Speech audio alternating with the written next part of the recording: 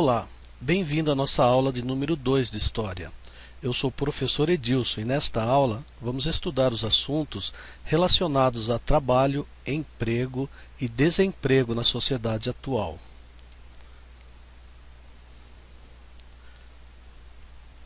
Desde o princípio da humanidade, o trabalho é parte fundamental, sendo que através do trabalho o ser humano se relaciona, realiza, interage com seus semelhantes, constrói a história e a cultura de um povo. O trabalho também define o papel de um indivíduo na sociedade. Em termos de trabalho em nossa sociedade, podemos classificar os trabalhadores como empregado e desempregado. Definimos emprego como sendo a função e a condição das pessoas que trabalham, em caráter temporário ou permanente, em nosso tipo de atividade econômica, seja ela remunerada ou não.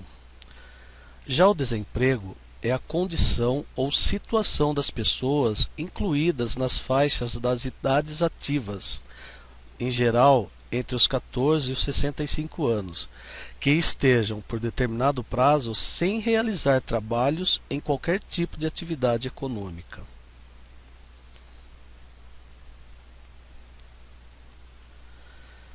É comum classificar o desemprego, segundo sua origem, como desemprego conjuntural, ou seja, temporário, como por exemplo o desemprego provocado por uma crise econômica, característico da depressão, quando os bancos diminuem os créditos e os investimentos. Nesses casos, o poder de compra dos assalariados cai em consequência da elevação dos preços. A segunda classificação do desemprego é o desemprego estrutural, onde postos de trabalho deixam de existir. No desemprego estrutural, segundo o caso, pode ele ser qualitativo ou quantitativo. Desemprego quantitativo é quando a mão de obra é menos especializada, sendo que para determinada função existe a necessidade de trabalhadores especializados. Importante nesse caso, como forma de readaptação, a busca de curso de especialização. Já o desemprego estrutural quantitativo é a redução numérica dos postos de trabalho, resultante da substituição do homem pela máquina.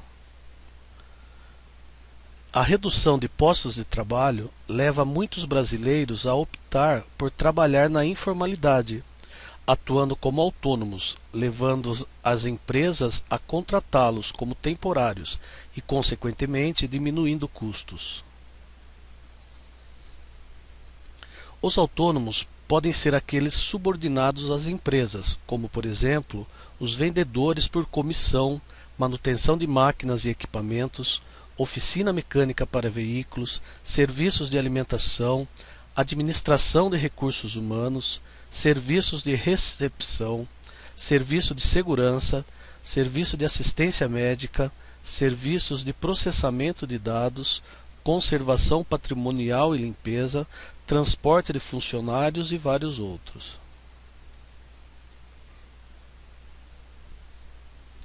Outro tipo de autônomo são os camelôs, os vendedores ambulantes que trabalham também na informalidade, buscando apenas uma renda extra. Segundo estimativas do IBGE, que é o Instituto Brasileiro de Geografia e Estatística, estima-se que o Brasil tem 44,2 milhões de trabalhadores ligados à informalidade, ou seja, sem carteira assinada. Não podemos negar que a modernização nos traz conforto e praticidade, porém, a modernidade traz como consequência a substituição do trabalho humano pela máquina.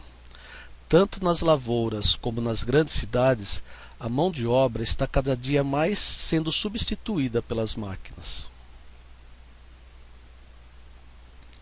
As estratégias de obtenção de lucros movidos pela concorrência gera a sofisticação do processo produtivo e reduz a necessidade de contratações, provocando o chamado desemprego tecnológico. Os desafios contemporâneos no setor do emprego são muitos, mas se não houver uma ação conjunta do Estado, do empresariado e da sociedade, levando a consciência de que cada um tem seus direitos e deveres, vivenciamos um caos, como foi nas décadas de 1980 e 1990, quando se viu crescer a economia informal. De forma um tanto tímida, observa-se uma certa reação positiva nos últimos anos, como a retomada do crescimento econômico do país, gerando debates sobre as transformações do trabalho e do emprego, em sintonia com os princípios da igualdade e da sustentabilidade. Vamos exercitar a reflexão? Por que existe desemprego no Brasil? Porque muitos dos postos de trabalho são eliminados, devido à modernização tecnológica.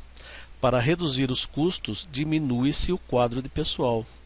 A abertura comercial e a concorrência com produtos estrangeiros diminuem a venda do produto nacional. Portanto, meus amigos, busquem sempre a qualificação profissional. Afinal, a fila anda. Até a próxima.